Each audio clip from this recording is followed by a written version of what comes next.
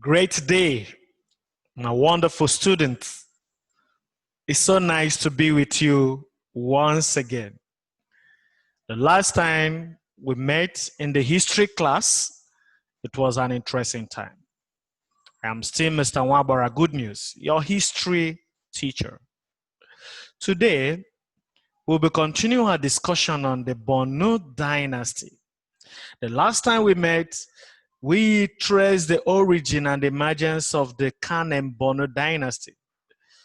We mentioned the significance of Lake Chad in the history of the Borno Empire.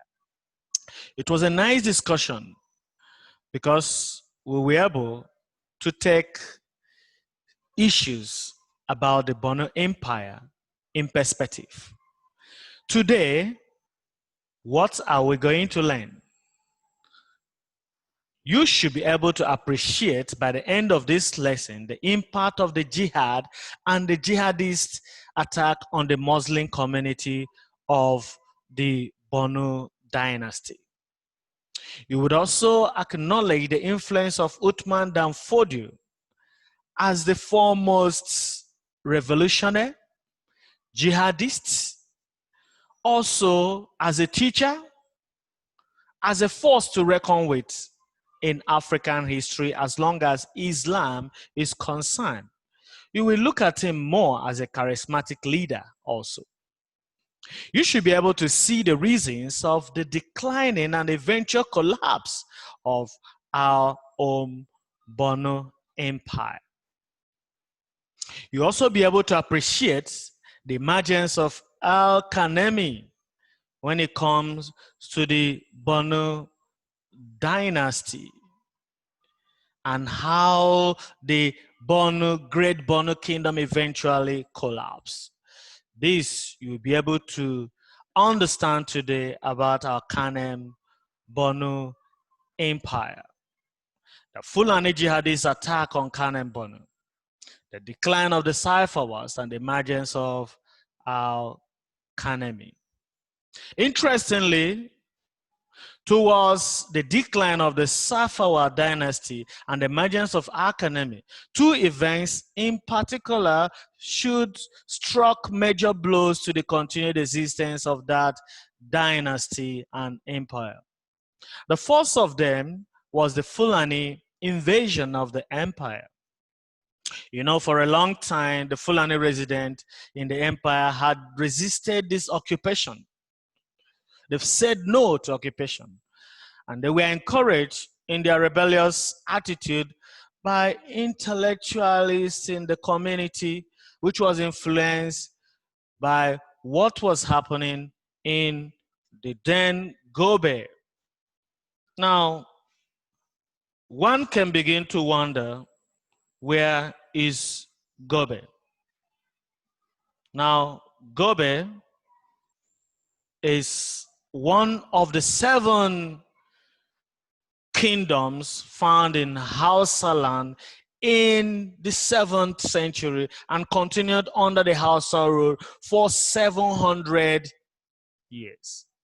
It's very significant in the study of this jihadist attack because it was what was influenced there that took up this revolutionary act of the Islamic Holy War. This is a depiction of the Islamic Holy War. There's carnage, the killing of the unfaithfuls, and those that don't support the Islam the way it should function. Remember, the Fulani intellectual community in Wuroboki revolted because their leader, Gwani Mokhtar, had received a flag from Uthman Dan Fodio and had performed the Hijra in 1807 to Gujbar. After this, Mokhtar declared a jihad in 1808. Gwani Mokhtar. Remember, this Wuroboki is a region in Adamawa State. We should be able to note that Wuroboki is a region in Adamawa State. And we told that Gwani Mokhtar performed a hijra. Hijrah is so significant in the life of the Islam, in the life of the Muslims, because Prophet Muhammad, may the peace and blessings of Allah be upon him, was one of the foremost persons that undertook the Hijrah, because he traveled from Mecca to Medina. It is like an exodus. It's like a time of leaving whatever you have behind. Now, Islam's have faced persecution from their enemies over the years, and taking this hijrah is a kind of a reintegration in their senses. It has to do a lot with the consciousness of Islam, the peace, the bond in their religion. And it is interesting to know that Kanem received this flag from Uthman Dan Fodio and performed this hijrah and declare the jihad in 1808. Very significant to note that. The reigning Mai, Ahmad, and his officials and families had fled the capital at this time, and the one mighty kingdom was in a state of chaos and on the brink of collapse. Our almighty Kanem Borno is now on a state of collapse and extinction. Now, taking advantage of the weaknesses, many states refuse to pay their usual tribute. Remember, the kingdom of Borno dynasty was a tributary state where people pay tributes to the vassal kings. That, remember, we mentioned in our previous lesson that is a monarchical and constitutional government where the serfs pay tribute to the lords that own vassals. And the empire suddenly lost control of the salt trade, and its armies were beaten by rebellious provincial armies. Remember the Trans-Sudanic salt trade we mentioned earlier in our discourse, the slave trade, the trade in livestock, that was one of the economic empowerment of the Borno Kingdom. All these became things of the past because of the revolt and constant problem that this kingdom had to face.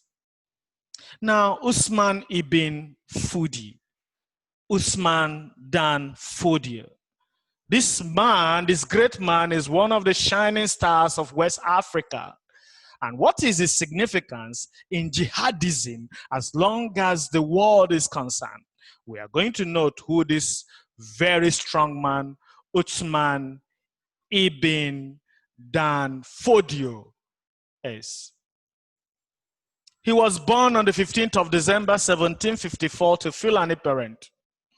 He's sometimes called Usman Dan Fodio or Uthman Bifodia or Uthman ibn Fudi. He grew up at Degel in northern Gober.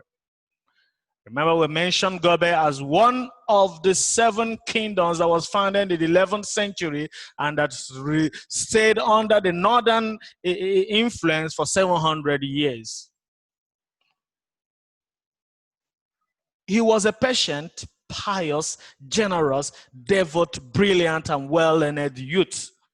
He was taught by his father how to read the Quran and write Arabic. He later studied under Uthman Bindin and the radical Jibril Uban Emma, who had fled his country, Agadez, for his revolutionary teachings on Islam. Now, it is interesting to note that Uthman ibn Fudi belonged to the Quadria, which was the biggest Sufi brotherhood in West Africa. Then these members are noted for their devotion and a place of prayer, the strong adherence and fundamentalism to Islam, and is the heart bond, the prayer, the self-examination side of Islam, the Sufism, the Quadria is this group that Uthman bin Fudi belong. You can find them in Turkey, Bangladesh, Afghanistan, Palestine, Israel, China, East and West Africa, to mention but a few. Ibn Fudi belonged to this society.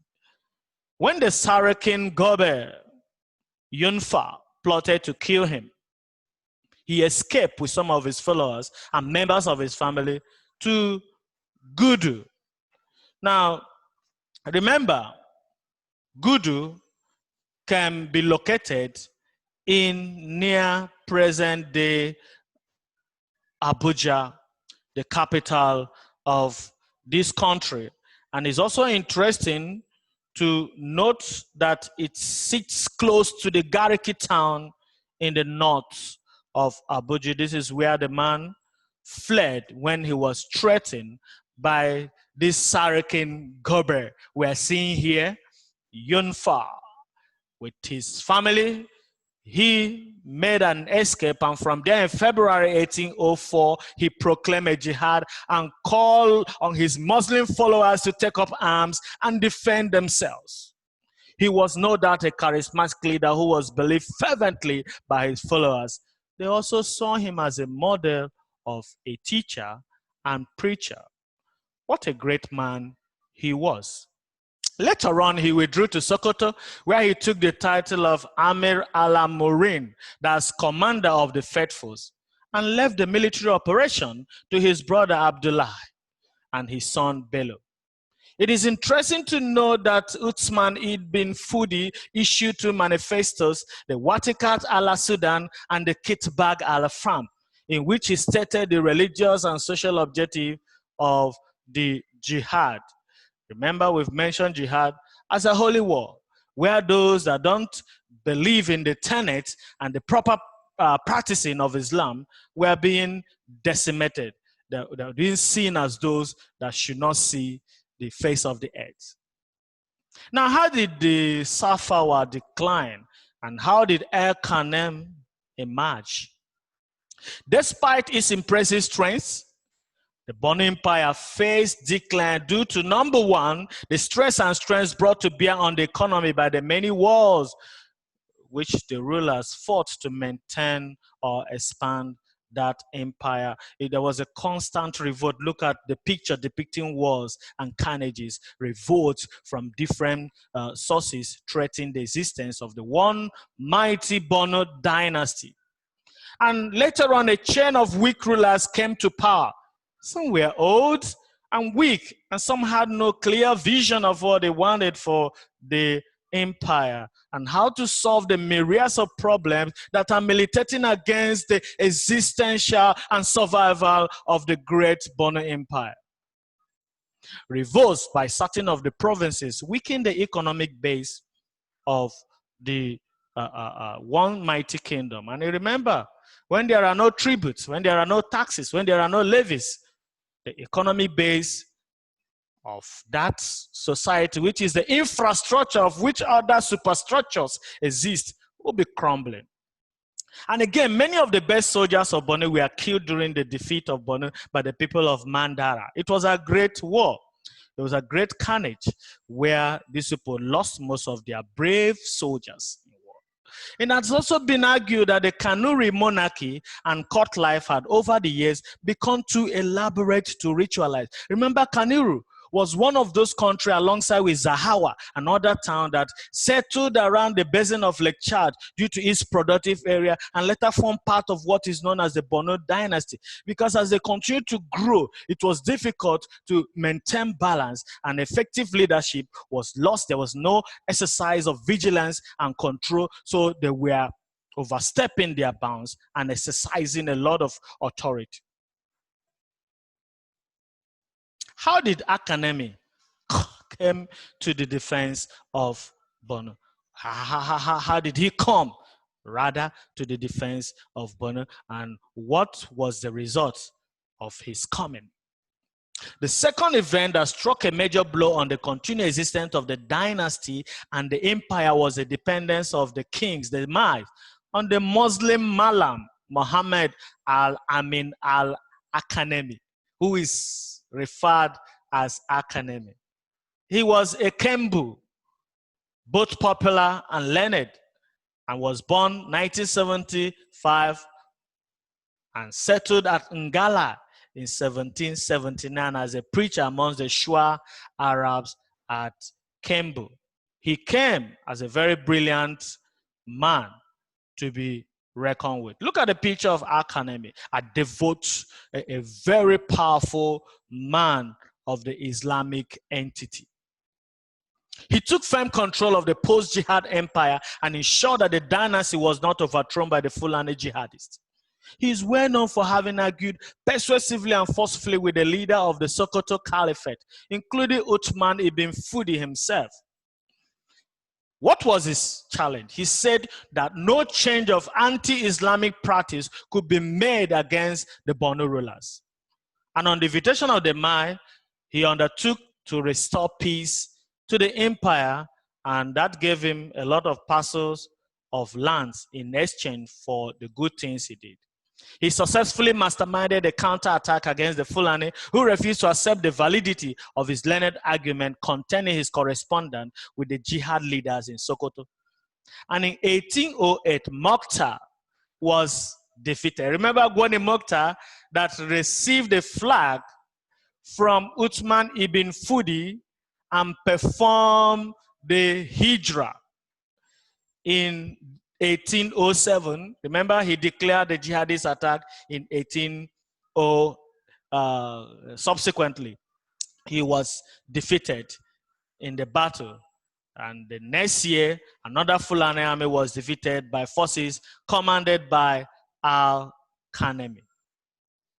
Now, Kanem was rewarded extensively. And over the next 10 years, the position of the Mai declined, and it became clear that he was the only person capable of exercising authority in Borno Kingdom.